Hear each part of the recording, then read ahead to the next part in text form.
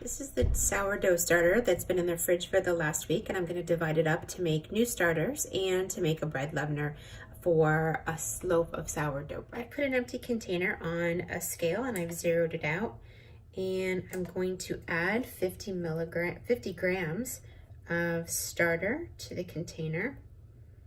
Put it up into four different starters, and then I'm going to put a leavener in here.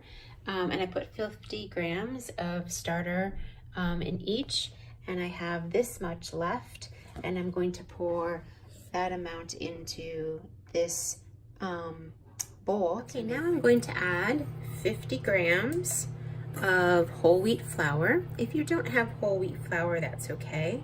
You can use all-purpose flour or bread flour, or you can use 100 grams of all-purpose flour or bread flour. All right, I need to get this to 50 grams. Oh, I went over a little bit.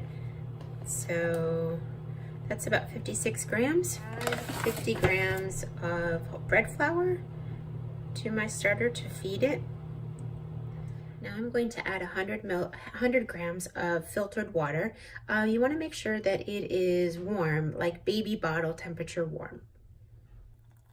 And to my leavener to make sourdough bread, I've added 50 grams of whole wheat flour, 50 grams of bread flour, and 100 grams of lukewarm filtered water. And I'm going to stir this up, and it'll become kind of a very watery batter. And then what you want to do is you want to leave this on the counter for probably, I don't know, 5 or 6 hours, and then you're going to look for bubbles to form in the dough. This is actually looking a little bit not as watery as I'd like it to be, so I'm going to add some water to this. So this is the consistency that you're looking for in your leavener to make your bread. And then this is my starter that I'm going to put back in the refrigerator for another week until I'm ready to make a loaf of bread. See that the microbes are already starting to feed on the flour, and you can see how they've created bubbles and letting off carbon dioxide. We're going to put this on the counter and let that, put some foil, not foil, but saran wrap on that. And this is my starter, and you can see how low it is here, and in about 6 to 8 hours it'll rise up to here.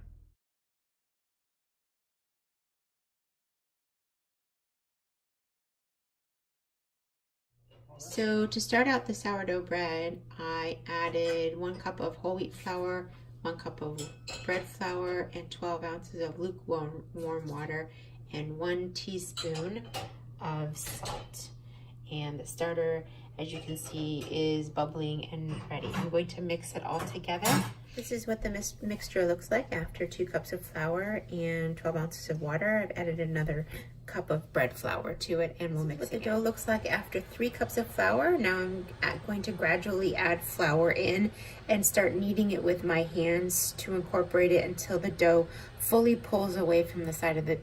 All right, this is the dough after I fully kneaded and incorporated all the flour. I used approximately 3 2/3 cups of flour, but it's going to vary depending on your humidity in the room, dryness, etc. But the other thing you want to look for is that the dough is fully come away from the bowl and it's not sticking when you knead it. And if you poke your finger into the dough, that it springs back. I've drizzled olive oil around the bottom of the bowl, and then I've added it to the top so that it stays moist. I'm going to put saran wrap over the top of this and leave it on the counter to rise overnight.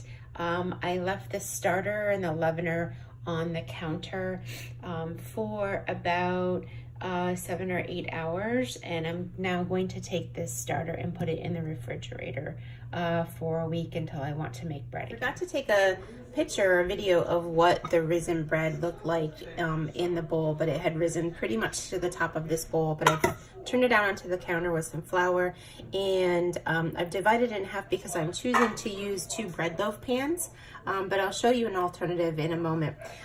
But I'm going to shape it by turning it in like this, and then sticking it in the pan, crimping it at the bottom here, and then sticking it in the pan. This is what the bread looks like in the pan. I've taken a serrated knife and cut 2 slashes in it so that it can rise.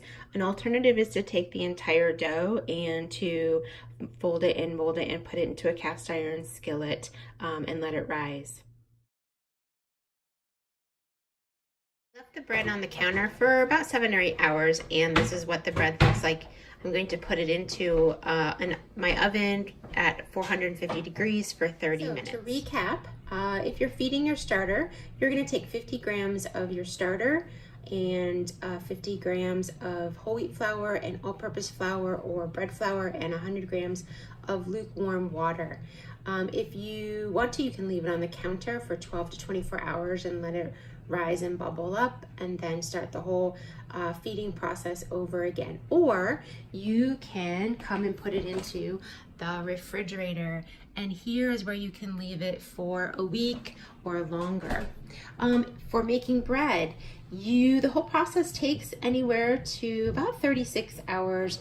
I generally divide up my starter and then make a leavener and let that leavener rise for a few hours, and then before I go to bed I make the dough, and I leave the dough to rise in the bowl overnight, and then when I wake up in the morning I take the dough and I put it into a pan, and I let the pan sit on the counter with the dough in it to rise for another anywhere from 4 to 6 hours, maybe up to 8 hours, and then stick it in the oven at 450 degrees for 30 minutes.